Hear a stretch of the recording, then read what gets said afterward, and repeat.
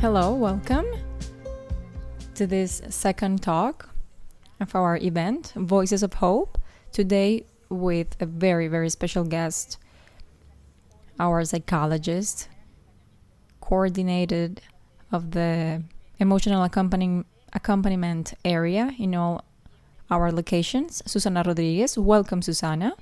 I think that this space, you feel you own. You have organized it, you feel the love we have poured on it, and today it's an honor to have you here as a speaker. Hi, Lina. Imagine how I feel. This is a dream come true. First, because it's the third year of Voices of Hope. It's the closure activity of the psychology area. 2 months ago, we thought it was impossible being able to do it, and being able to be here with the patient, informing him, and being there for him in this tough process is a dream come true. And adapting to the virtual world, understanding that the pandemics has left a lot of things. Being able to do this with international speakers from the network we have built for the pandemics, it's been a huge learning. I'm very, very happy to be here. For me, it's an honor to be part of the schedule of the programming. I'm going to talk about a topic that I'm passionate about and is part of my life mission. Yes, Susie, that's right. Let me tell you a little bit about Susana. Susana is a psychologist with emphasis in clinical psychologist, magister in orientation, specialist in development disturbances, and a specialist in psychology of the human reproduction. Additionally, Susana has a vast experience in the clinical, educational, and teaching areas oriented towards the evaluation, treatment, and intervention under a human perspective and social disturbances in different contexts. This is the overall profile of our psychologist. Thank you again and welcome, and the floor is yours. Let us be delighted by this world that is so special, important, and magical, that is the emotional accompaniment in this process of fertility. Thank you, Lina. Although I know that the type of introductions tend to put a little bit of pressure on me, and I would like everyone to see me as Susie or as Dr. Susie, because I always try to be close to the patient, close to this process that is so challenging, that is infertility, from a human perspective. That's fundamental. From now on, Susie, it's okay. Well, let's talk today, as one of the introductory talks of this event, about the emotional impact of the infertility diagnosis. I really wanted to start with this because you that might be connected to us are looking for an answer, or you already received a diagnosis or undergoing a treatment. And I think that in order to manage where we are, what we need, and the resources that we have to face this type of challenge, we have to know where are we located. So we have to start understanding the diagnosis of infertility and how that can impact our lives. And this is where this event, from a psychology point of view, should start. I like to make an introduction from this. What happens with the human species and reproduction? And it's very likely that all of you, including me, used to have fantasies about the future, especially when we thought that our reproductive capacity was a right. We would fantasize about the number of children we were going to have, their names, at what point in our lives. Personally, I thought that after a magister, I was going to be a mom. And we were adapting to the idea that our family future was in our hands. What most people don't know, including me, is that human reproduction is not a right. It's a capacity. And the reality is that the human species is the worst endowed with reproduction capacities. And if you saw Dr. Sergio's talk, we understood that on a monthly basis, out of 100 couples that have intercourse, 15 to 20% from that group manage to get pregnant. So that's why it's advised to wait for a year to see if there's a difficulty. So when we are shown with this reality that is not a right, that it doesn't depend on us, that is a capacity from the human being, we enter the infertility world. And the reality is that today, more than 46 million couples, more than 100 million people worldwide today face this tough diagnosis. What is infertility? I'm going to try to explain in a simple way so that we can understand what are we referring to with this term.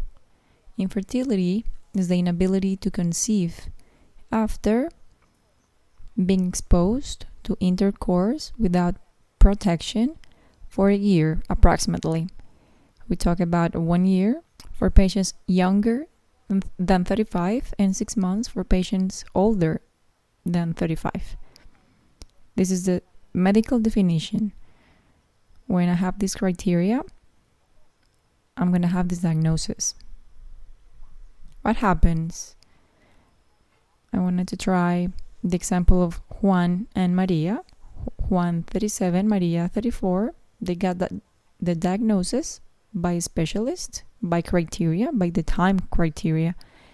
If we only focus on the medical aspect, they are perfect in this concept, but what we usually don't know is everything that's behind it.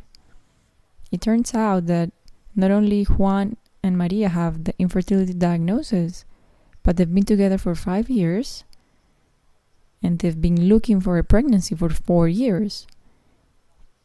And that makes sexuality be conditioned to ovulation days. Maria feels deeply frustrated because his life dream was to be a mother at 30. She feels undermined because she's the only one from her friends that is not a mom yet. Therefore, she's very frustrated and very sad. Juan is suppressing his emotions in order not to worry his wife because he knows how much this has bothered her. Additionally, 1 year ago, they have been isolated from the environment to avoid questions, avoid telling lies in relation with uncomfortable situations. They've been waiting for a while in order to relax or to forget, and time passed by. Then the pandemics came, and today they have the diagnosis of infertility. Why am I showing this? Because oftentimes we only see the evidence, the diagnosis, but underneath that there are so many things in a couple that go through this situation. I wanted to have the complete view, and why is it important to have a broad approach, the medical approach and the psychosocial factor as well. What does infertility represent for the couple or the person? As I was saying, we used to fantasize about the future. We have plans regarding time, and no one, and I always say this to my patients, no one would have wanted this alternative. No one that arrives at INSER, in spite of being treating people as family and we matter, people matter for us a lot, no one would have liked to get here because it's an uncertain path. it causes disorganization in our life. It's like we're missing what we projected to our life. We start to lose that.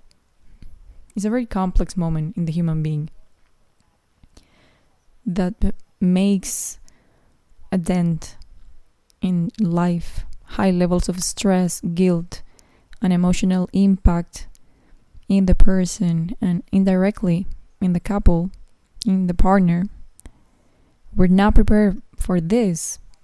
We have heard from another couple, a neighbor, but we never thought it could happen to us.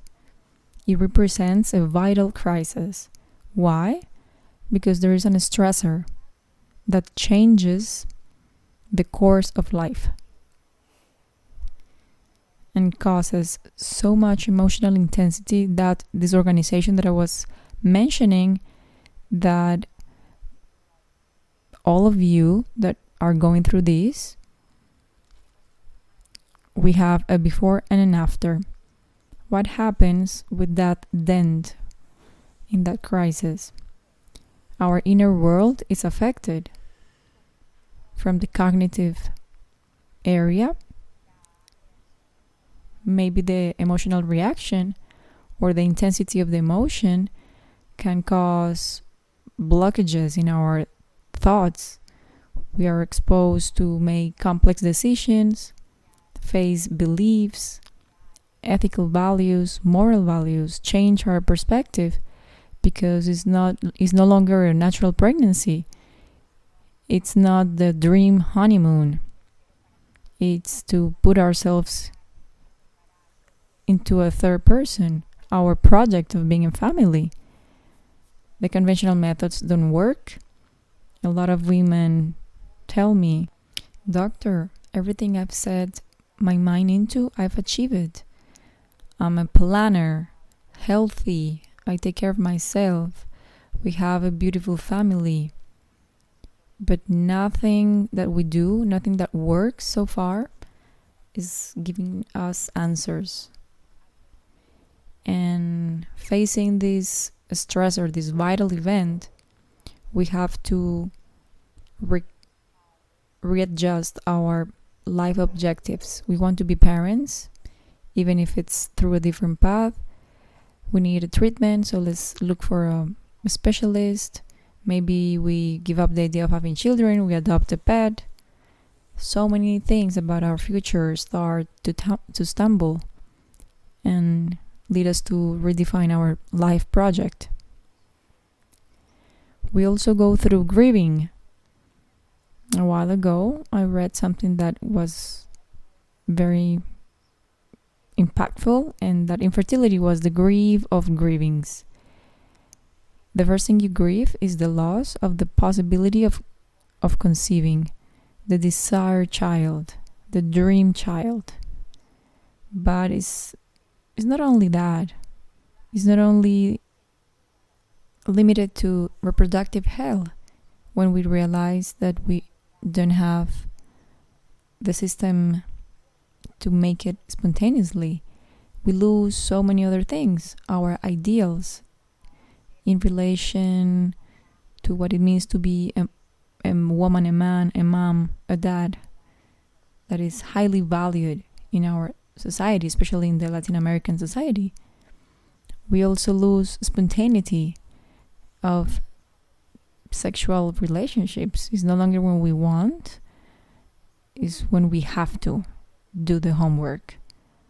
We lose the sense of normalization in a group. We are the odd ones, the ones who don't have children, the ones who stay quiet when it comes to talk about family projects. That sense of belonging starts to wane. You lose the project of your life. And that's why we have to restructure it. We also lose the control of our own fate. But 2020 has taught us a lot about this.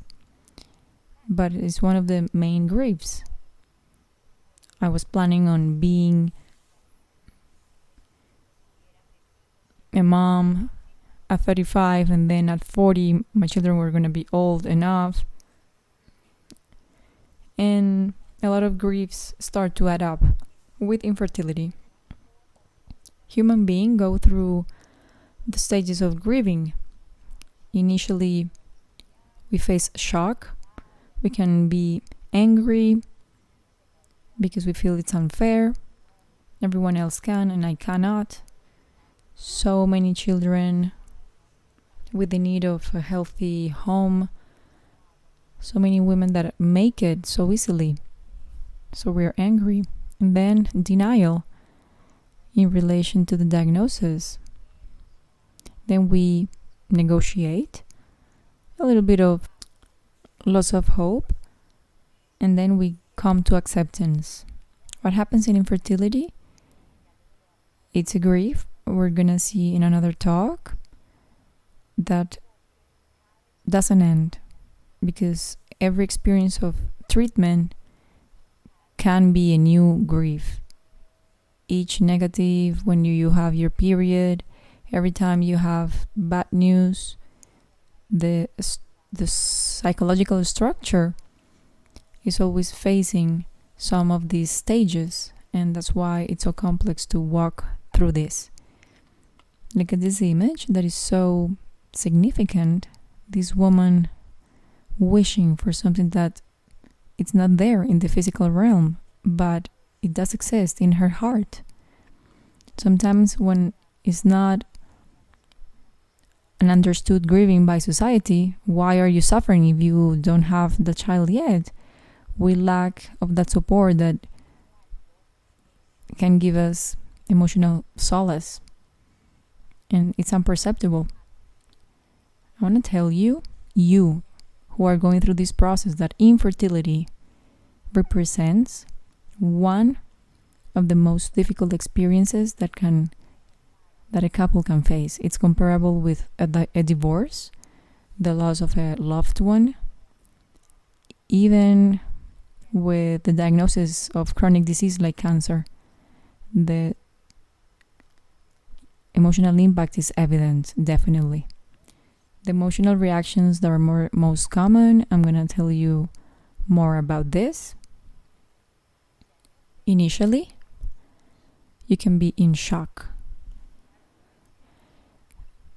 The emotions are so intense, even if you suspected that something might be wrong, when they tell you you have infertility, in that first moment, you can be in shock. It's like emotional numbness. The doctor talks, but I don't understand what they're saying. It's you cannot believe it. You become skeptical in relation to what we're being told by the doctor. And there is like an emotional flattening from this impact. There can be denial as a second stage, where you come to a center like INSERT, you get the diagnosis, and you want a second or third opinion, looking to confirm what's going on. There is guilt, very frequent in our patients, because of past decisions, because I started, because I wanted to wait until I was 30, or I was very promiscuous, or you can start to blame. Is it me? Is it you? You wanted me to wait? These are common emotions. And there is a common sensation of losing control. You lose your north. And there's also a sense of control over fertility. It involves understanding that the desire to be a parent falls into a third person's hand, and then you can feel like you cannot do anything about it. And in the case of Juan and Maria, for example, there is social isolation to avoid suffering, to avoid questions, to avoid feeling different from our group. There's a natural tendency to protect ourselves, and you start to be isolated. There is an excessive emotional burden in the person and in the couple, and I wanted to bring this information. I don't want to go into deep emotional states. Between 25 to 65% of people have clinical symptoms with anxiety as one of the most predominant. The couple is affected too, obviously, because it affects my individual world and my couple's world. 3 main aspects that can be affected. The first one is communication with the other. You experience so much stress that people don't want to talk about what they feel, or the man trying to protect the woman doesn't tell her what he's going through because he's seeing that she's so affected, and she feels like he doesn't talk about it because he doesn't care. And then you start to isolate, and that increases the inner conflict, and he thinks that she's overcoming it because she's no longer talking so much about it. And then the man tends to pour himself into his work, and then because of lack of communication, you start to fall apart. The couple can also be affected in the affective aspect. We feel like we lost ourselves in relation to what we wanted. Women are more emotional, and men maybe don't know how to handle that emotional state, and we start to lose our bond. And logically, one of the areas that is affected too is sexuality, because the sense of pleasure changes. It's not making love anymore, it's making babies and doing the homework. You trade pleasure for the to-do.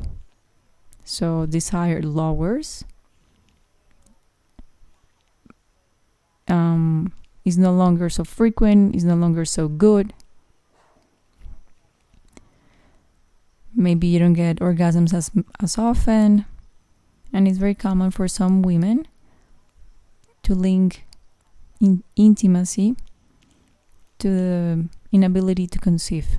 It ends up being a very painful experience. But let me tell you that every couple responds in a different way. And it depends on how the relationship was built before facing this diagnosis.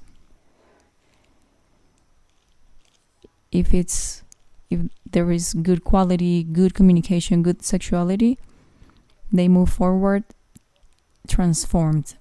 And I always say this to my patients: infertility is the big test. If there was one leg of the table a little bit broken and we face this level of stress, the problem is going to become evident. So the table can be unstable, but maybe the table don't fall apart necessarily. We need to ask ourselves on what we need and work towards the common goal of being parents, because one of the things that protect the most the couple is to have a joint vision of the problem, no matter where the cause or the problem is. What is not infertility? I wanted to bring this slide. Infertility is not a weird thing that only happens to me. I was telling you in the beginning, today more than 100 million people go through this. I'm not unlucky, I'm not a weirdo. It's growing, and it affects, in our countries, 15 to 20% of the population is under study because of this increase. But we talk about more than 100 million people. A lot of people have gone through this. It's not divine punishment. It's not because you misbehaved when you were 18 with a partner. It's not because you always said you didn't want to be a mom, and at 35 you realized that you actually wanted because you had a miscarriage. It's not punishment. Why? We don't have the answer. But if you face this process as a path of learning, you're going to have a lot of answers. It's not impossible to solve.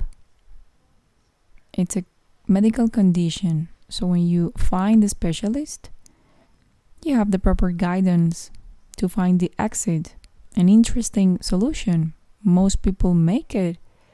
If you watch Dr. Sergio's talk, he said that it was the possibility to make this challenge a rainbow. There are solutions, and we have to face them. It's not an impossible road. It depends on how you want to walk through this. It's not a high complexity reproductive treatment.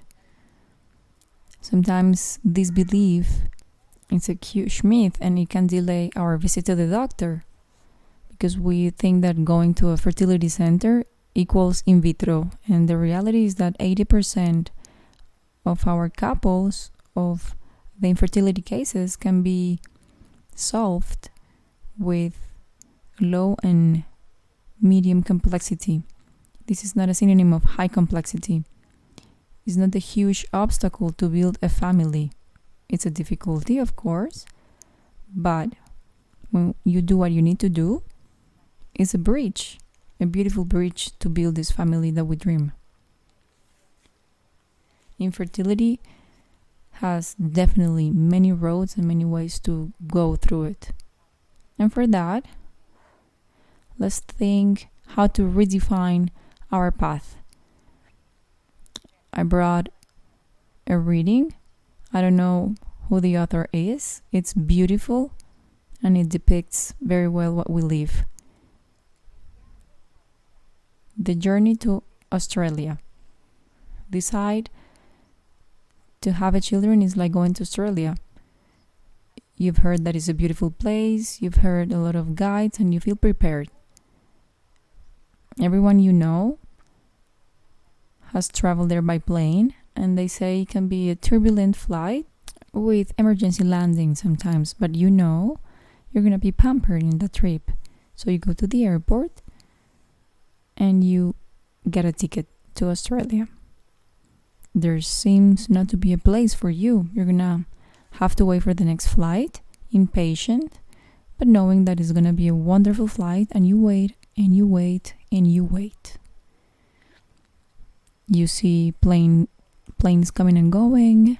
People say, relax. You're going to get on pretty soon. Or you're going to see the ones already on board canceling their flight, and you're going to yell. It's not fair. After waiting for so long, the agency says, we're sorry, but it's going to be impossible to get a flight to Australia.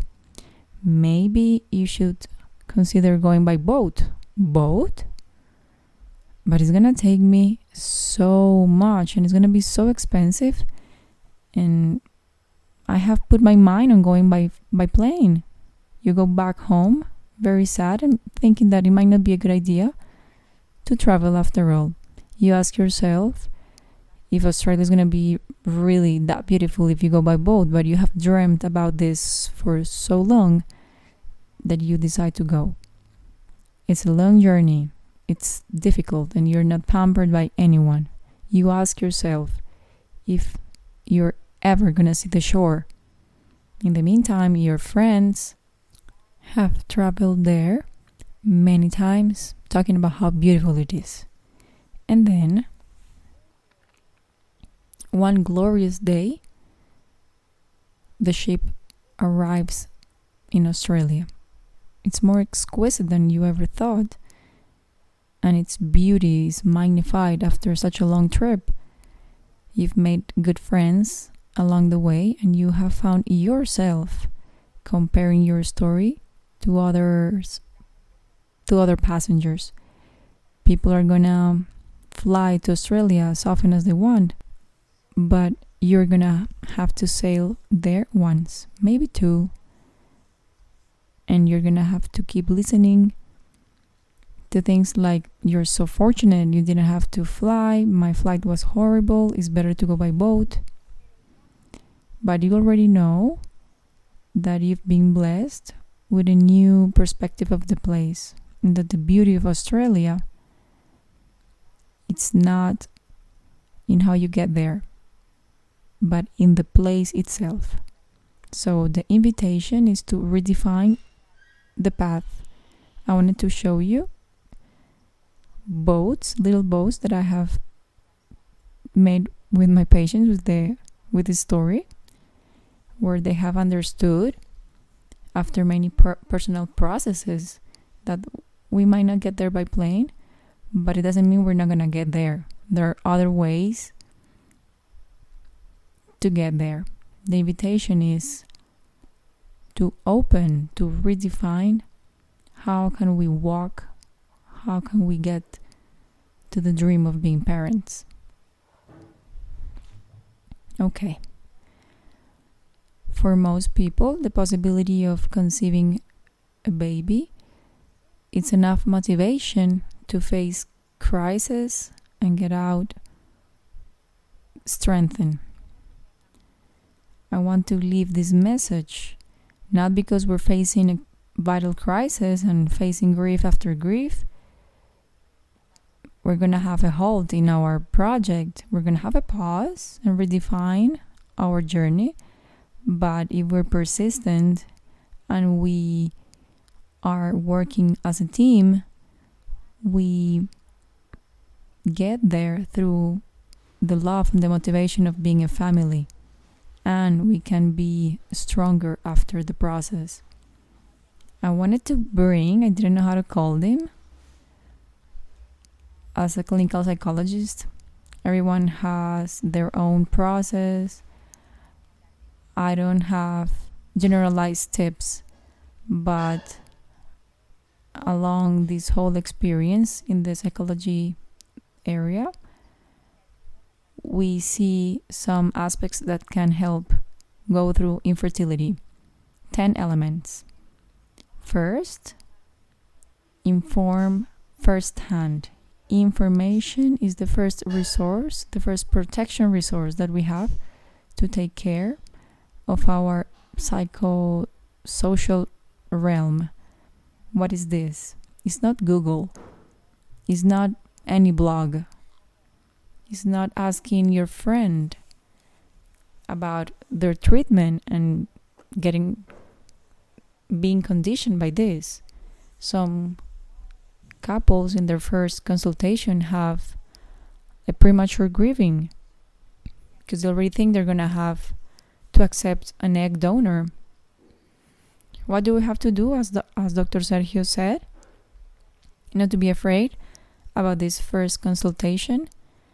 Most people come to a center after 2 years of thinking about it. Let's inform ourselves.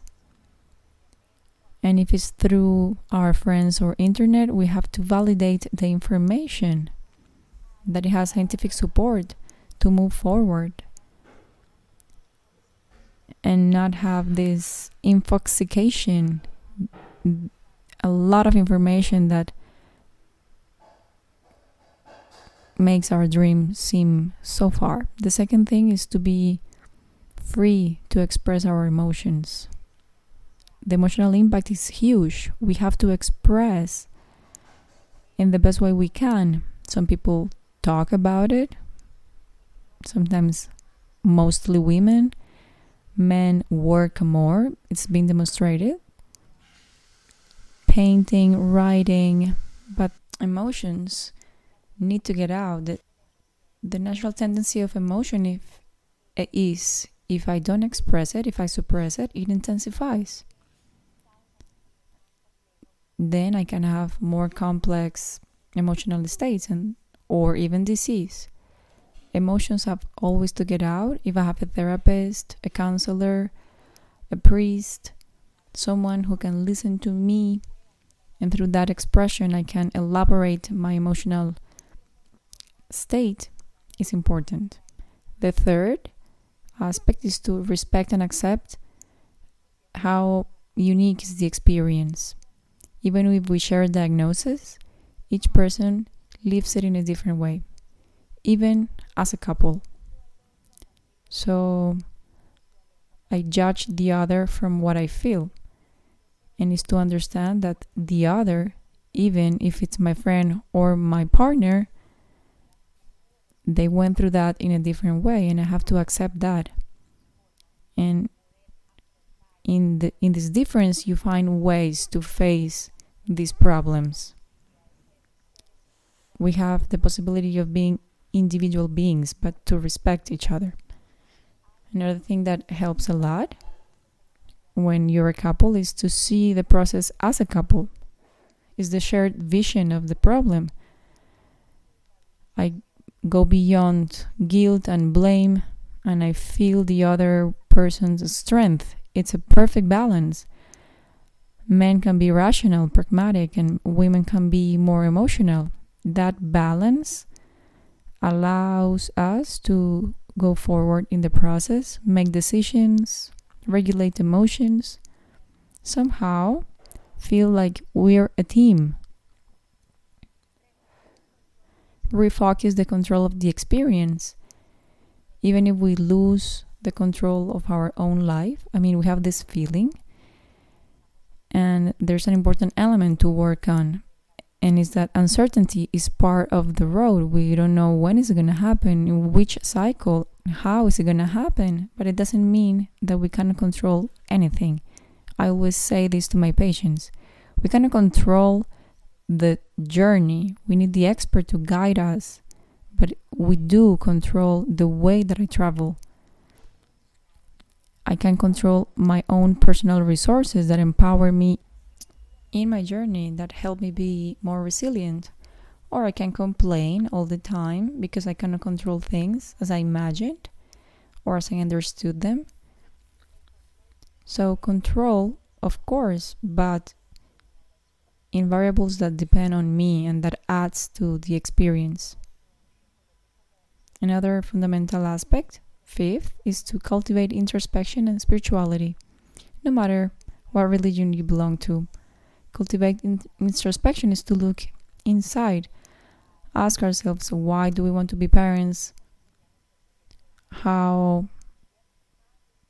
do we picture our family?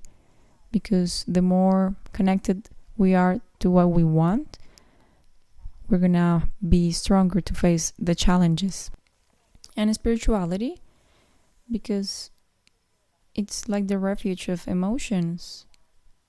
Facing those things that I cannot control, I have to have a trusting relationship.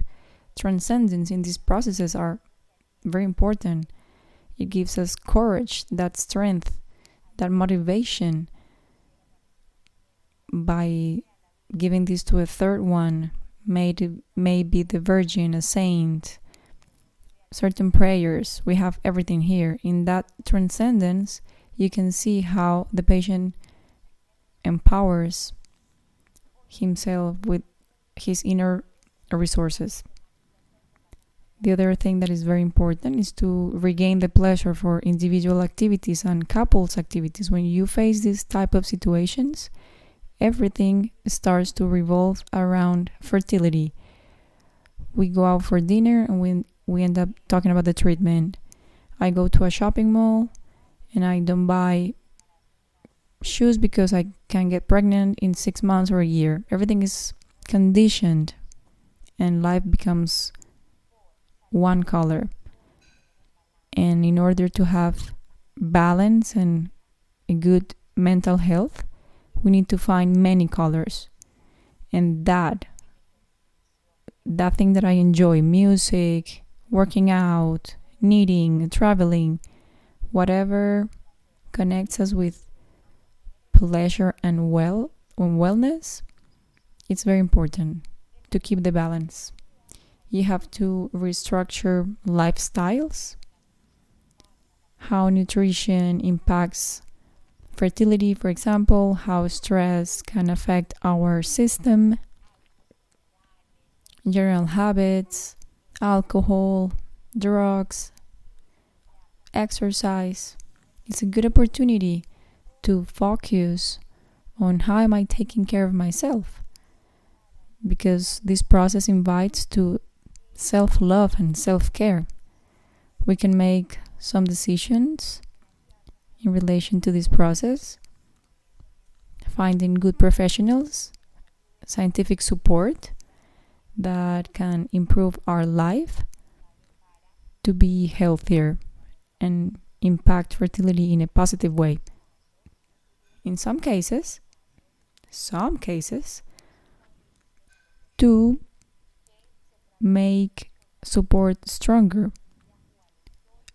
Something like telling our family the situation or our network to release a little bit of the pressure.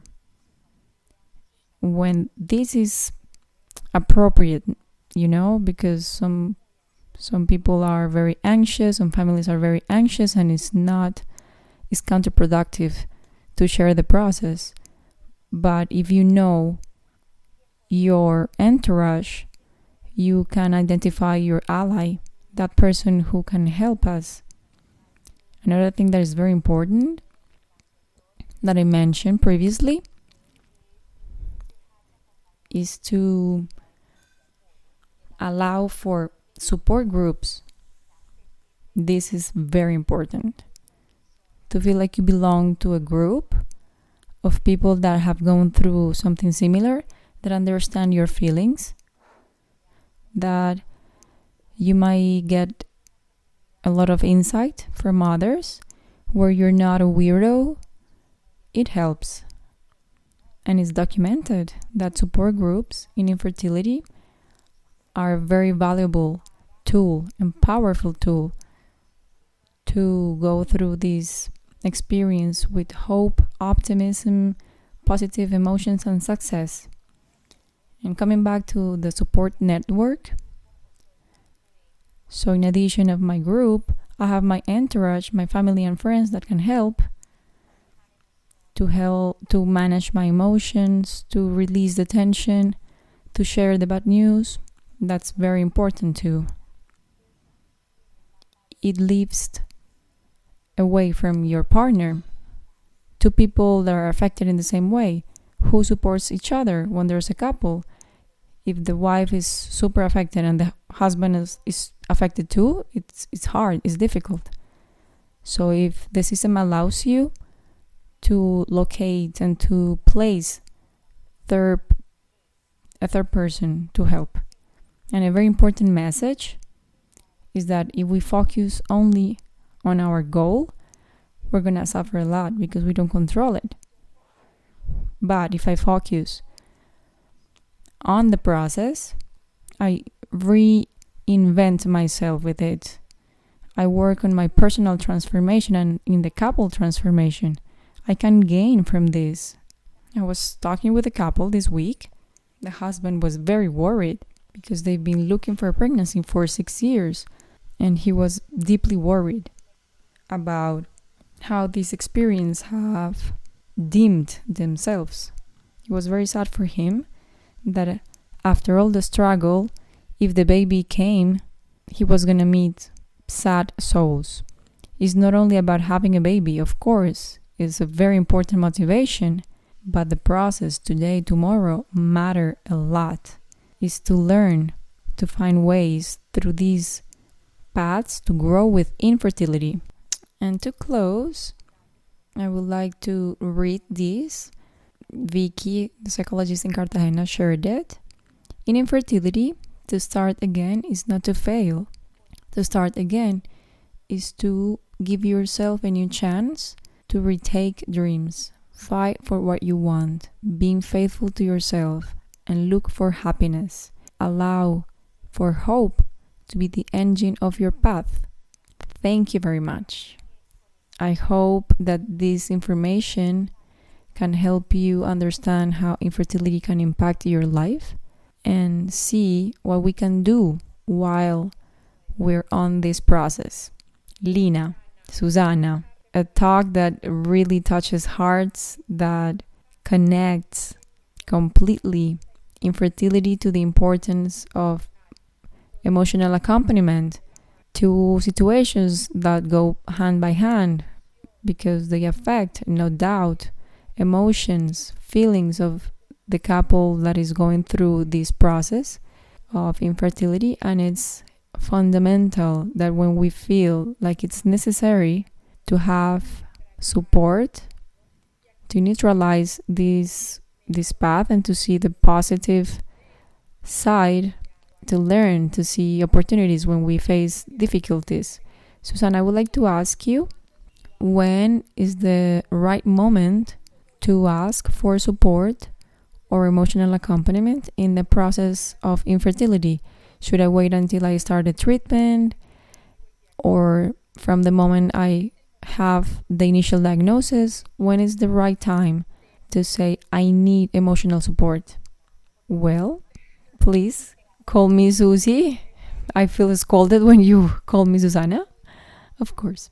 Ideally, is that when I have the first consultation and I get the infertility diagnosis, is to start the psychology process, because we saw in this talk how this impacts our life, not only our physical aspect but our psychosocial realm as well. Ideally, that the person and that a couple can face this, accept the diagnosis, grieve, make decisions. Ideally is to have an integral view. Additionally, we think many times is that this is just a remedy. We have a crisis, I cannot face the treatment, so the psychology come to put out the fire, to compensate.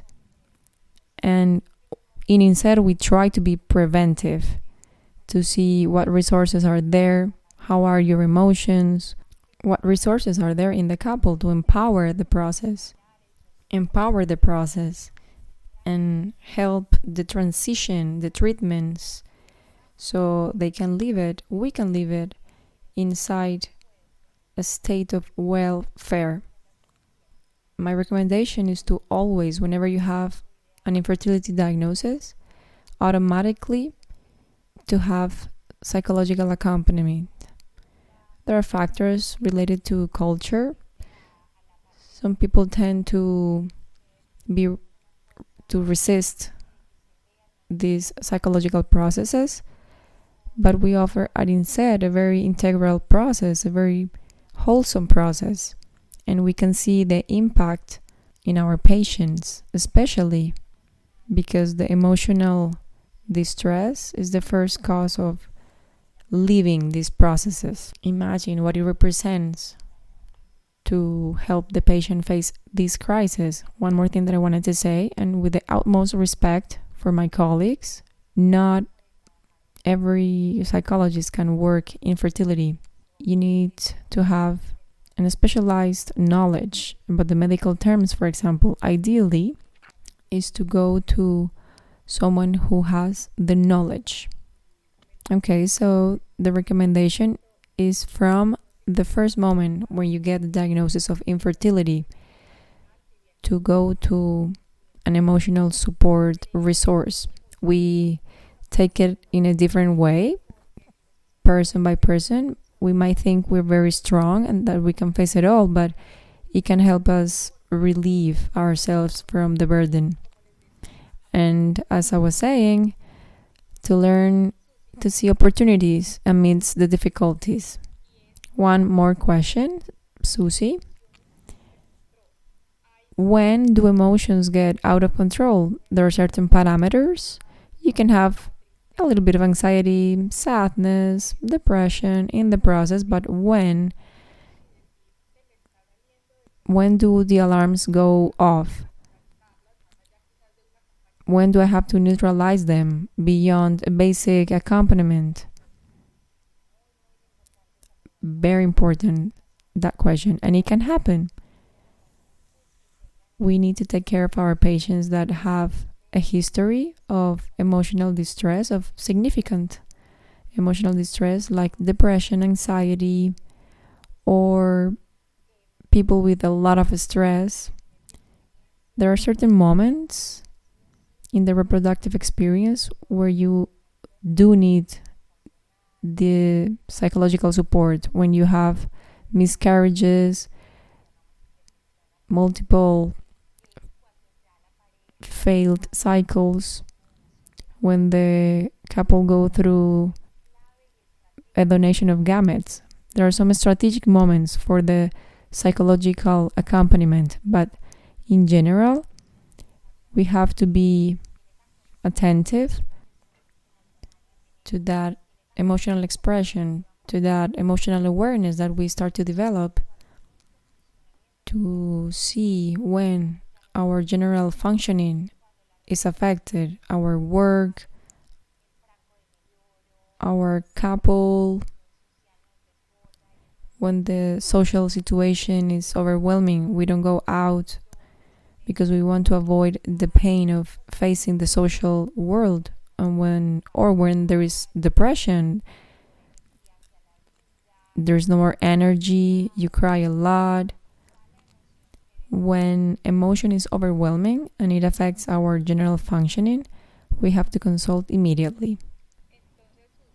So, Susie, it's basically when it starts to affect our lifestyle and the quality of our life. Stress is beyond everything else. We lose focus, stability, we cannot work properly anymore, and that's when we have to start to control these emotions. Susie, thank you so much for being with us today. It's a talk that teaches us a lot. We can tell how much love you put into this and the dedication in this area of the reproductive treatments, that is emotional accompaniment. Thank you for your time, and for everyone who is watching us, stay tuned to the conferences today and tomorrow. International experts, testimonies that are going to give you a lot of bases and positive things to overcome this infertility process. Susie, thank you very much. It's with all my love. Lina is my life mission.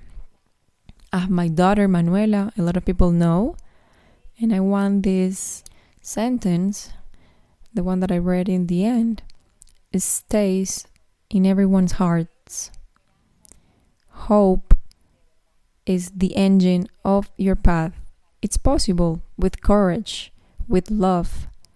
You can transform yourself and make dreams come true. Welcome everyone to this space. We're going to have beautiful talks from people who manage the infertility topic very well and others who contribute to our well-being. Take advantage of this. It's an event built from our heart. See you soon. Thank you, Susie. Good afternoon to all.